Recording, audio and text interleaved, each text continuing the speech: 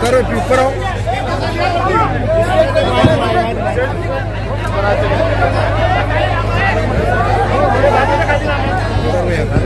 माजी सामाजिक न्याय मंत्री तथा राज्यसभेचे खासदार सन्माननीय चंद्रकांत हंडोरे साहेब यांचं मंचावर आगमन झालेलं आहे।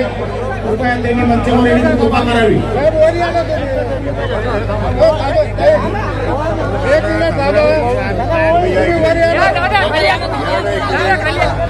कामोची जिल्हाध्यक्ष सन्माननीय काळेसाहेब यांनी मंचावर यावे। तसेच आमचे महाराष्ट्राचे नेते विक्रांत ओंकार, पंडितभाई नवकरे, सतीजी नरवडे, रामजी मनगुळे यांनी कृपया मंचावर यावे। संतोष संतोष संतोष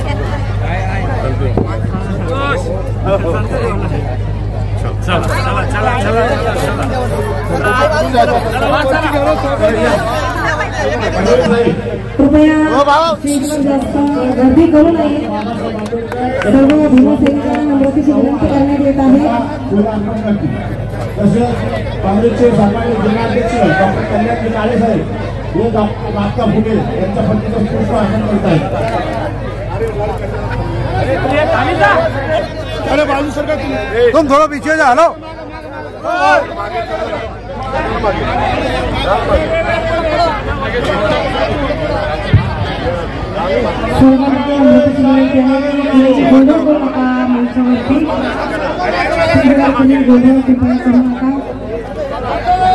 आगे बढ़ो, हम तुम्हारे साथ हैं।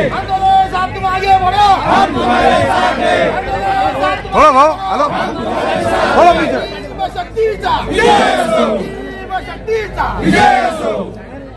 चलो समर्थक ये जरा सामने हटते हैं। ए भाव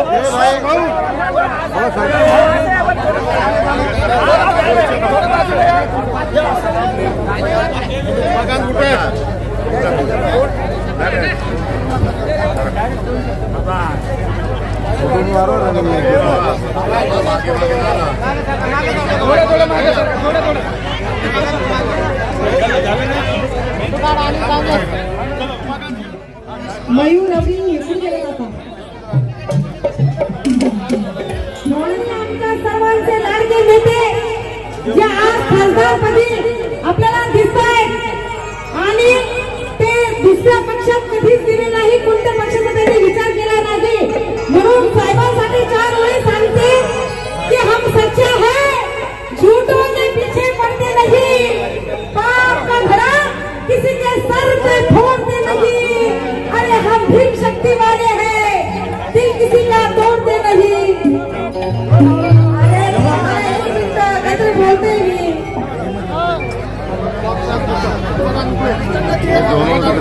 या ठिकाणी आदरणीय हंडोरे साहेब यांना मी विनंती करतो की त्यांनी शुभेच्छापत्र देऊ शब्द बोला।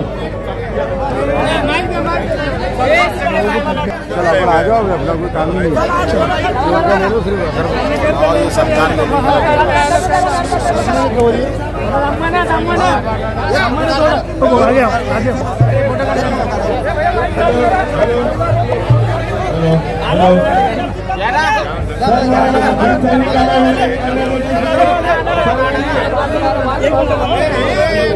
मंचावरती फोटो करा, थोडा सगळ्यांनी स्वागत करायचं आहे।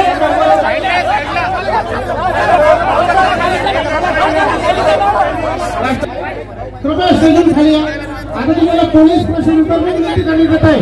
कृपया आपण वेळेचे सत्कार या ठिकाणी आपण आयोजित केलेला आहे.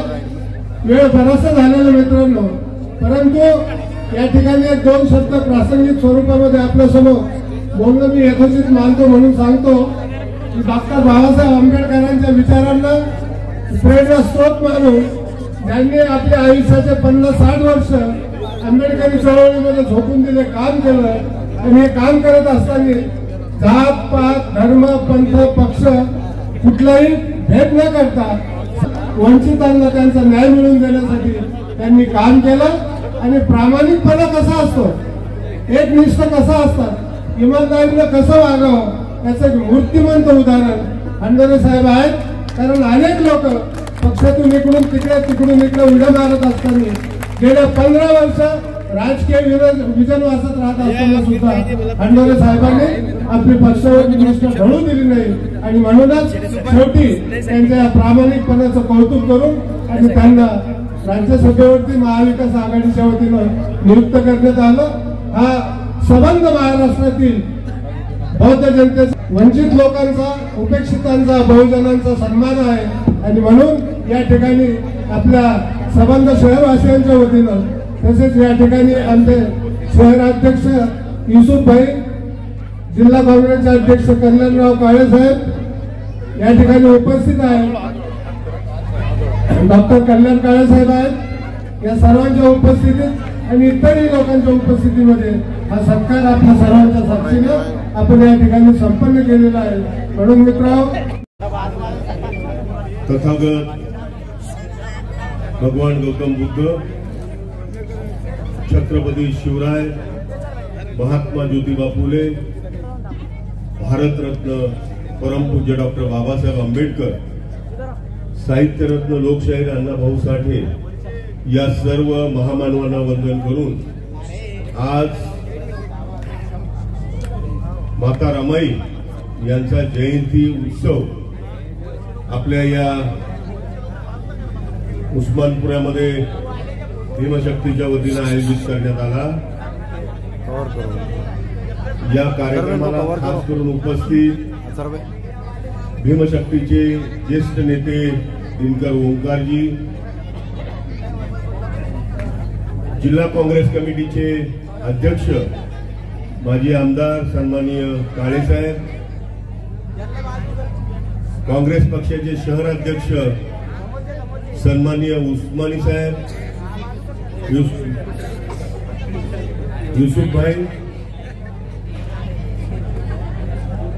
भीमशक्तीचे आमचे नेते सन्माननीय पप्पू कांबळेजी, मगरेजी, आमचे कुठे गेले संतोष भिंगारे, मंजुळेजी, पंडितभाई नवगिरे, खूपच सगळेच माझे सगळे सहकारी आणि काँग्रेस पक्षाचे ज्येष्ठ नेते, महापौर होते ना, सभापती होते औरंगाबादचे इक्बाल सिंग गिल साहेब, शशिकांतजी बनसोडे, बाकी सर्व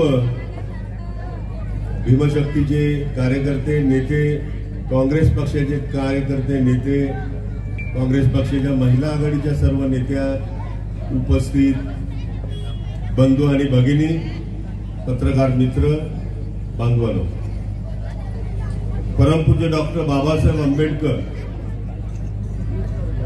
हे जगातले महान नेते होते.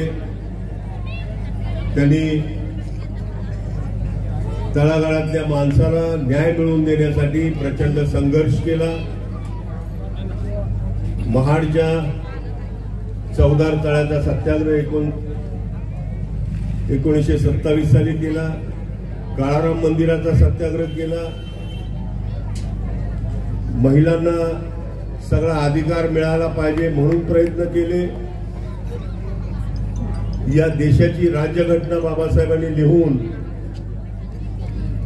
या वंचितांना सगळे अधिकार देण्याचं काम केलं.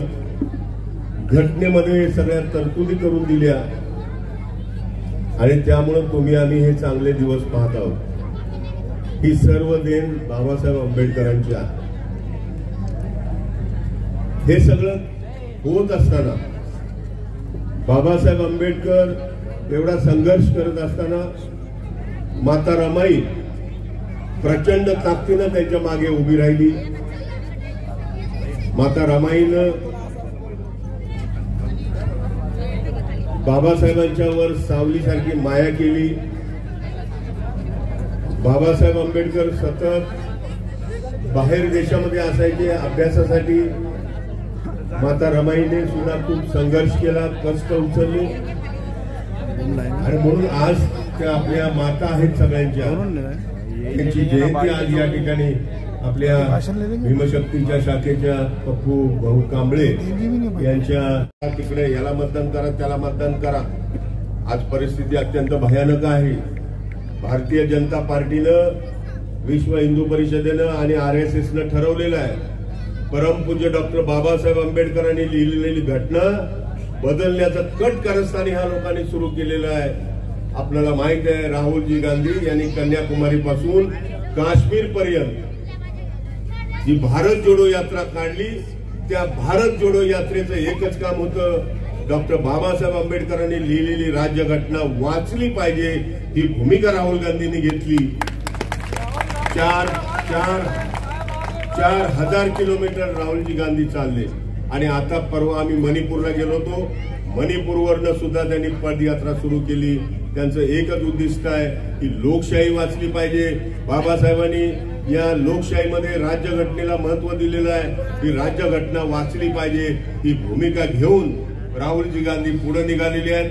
मी आपल्याला कळकळीची विनंती करतो, असा कुठल्याही पक्षामध्ये तुम्ही, परंतु यावेळेस जर आपण मतांची विभागणी केली तर जातीयवाद्यांना पुन्हा संधी मिळेल.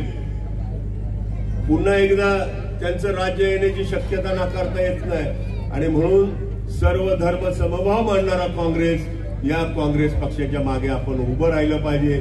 जातीयवाद संपवण्यासाठी उभं राहिलं पाहिजे. लोकशाही जिवंत राखण्यासाठी काम केलं पाहिजे आणि बाबासाहेब आंबेडकरांनी लिहिलेली राज्यघटना वाचवण्यासाठी आपल्याला काम करावं लागेल. आपण मला या ठिकाणी बोलवलं, माझा प्रचंड सत्कार केला. खरं म्हणजे मी या ठिकाणी 7 वाजताच येणार होतो. लातूरमध्ये विलासरावजी देशमुख साहेब यांच्या पुतळ्याचं अनावरण सकाळी 11 वाजता होतं. ते 11च्या ऐवजी 1ला सुरू झालं आणि 3 वाजता कार्यक्रम संपला. आणि लातूर पासून मराठवाडा, औरंगाबाद, जालना, बीड, अंबेजोगाई इथल्या सगळ्या लोकांना कळलं, या 7-8 जिल्ह्यातल्या लोकांना कळलं की मी आज लातूरमध्ये आहे. आपल्याला माहित नाही की ज्या रूटवरनं माझी गाडी जात होती हजारोच्या पटीत कार्यकर्ते महिला त्या ठिकाणी माझी गाडी अडवून माझा सत्कार करत होते आणि म्हणून या ठिकाणी यायला मला 3-4 तास उशीर झाला. मी आपली माफी मागतो. आणि राज्यसभेचा खासदार म्हणून अनेक विषय आहेत आपल्या समोर. या सगळ्या प्रश्नांना वाचा पडू. महिलांच्या वरचे अन्याय अत्याचार, विद्यार्थ्यांची स्कॉलरशिप, गोरगरिबांचे प्रश्न, शेतकऱ्यांचे प्रश्न, शेतमजुरांचे प्रश्न, या महाराष्ट्रातले अनेक प्रश्न आहेत. या प्रश्नांना वाचा फोडण्यासाठी राज्यसभेसारखं व्यासपीठ मला मिळालेलं आहे. या व्यासपीठावरनं आपलं दुखणं त्या ठिकाणी मी मांडेल, आपले प्रश्न मांडेल आणि आपल्याला न्याय मिळवून देण्याचं काम करेल. जय भीम, जय भारत, जय महाराष्ट्र. महान नेते त्यांनी मला एकट्यालाच बाजूला काढला. हा एवढं काम करायला लागला, पुढे आणखी याला 5 वर्ष मंत्रीपद दिलं तर हा सगळा सरकारचा खजिना हा सगळा गोरगरिबांना वाटत बसेल आणि म्हणून माझं मंत्रीपदच काढून घेतलं. ते जर मला मंत्रीपद आणखी 5 वर्ष मिळालं असतं तर या महाराष्ट्रामध्ये तुफान केलं असतं, तुफान. हरकत नाही, ढेर आहे, दूस आहे. मधल्या काळामध्ये मला आमदार बनवण्यासाठी आमच्या पक्षानं मला तिकीट दिली आणि आमच्याच काँग्रेस पक्षाच्या लोकांनी मला पाडलं. सोनिया गांधींना खूप वाईट वाटलं, राहुलजी गांधींना खूप वाईट वाटलं आणि आमच्या देशाचे नेते मल्लिकार्जुन खरगे साहेब यांनाही खूप वाईट वाटलं. आमचे महाराष्ट्राचे अध्यक्ष नाना पटोलेजी यांनीच माझ्यासाठी प्रयत्न केला होता, पण दुर्दैवानं त्या ठिकाणी हारलो. दिल्लीतलं आमचं हायकमांड, महाराष्ट्रातले नेते आणि महाराष्ट्रातली आपली जनता आणि सर्व धर्म समभाव मानणारे सगळ्याच पक्षाचे नेते यांनी हळहळ व्यक्त केली की एका चांगल्या माणसाला काही लोकांनी पाडलं. परंतु एक गोष्ट लक्षात घ्या, काँग्रेस पार्टी अशी पार्टी आहे की ज्या पार्टीनं नेत्याने जरी पाडलं तरी पक्षानं माझी दखल घेतली आणि आमच्या नेत्या सोनिया गांधी, राहुल गांधी आणि खरगे साहेब आणि नाना पटोले या सगळ्यांनी मिळून मला पुन्हा आमदारकीच नाही तर देशाचा नेता बनवला. राज्यसभा लोकसभा पण नाही, वरिष्ठ सभागृहामध्ये मला पाठवलं आणि बिनविरोधी मी खासदार झालो. आज परिस्थिती भयानक आहे.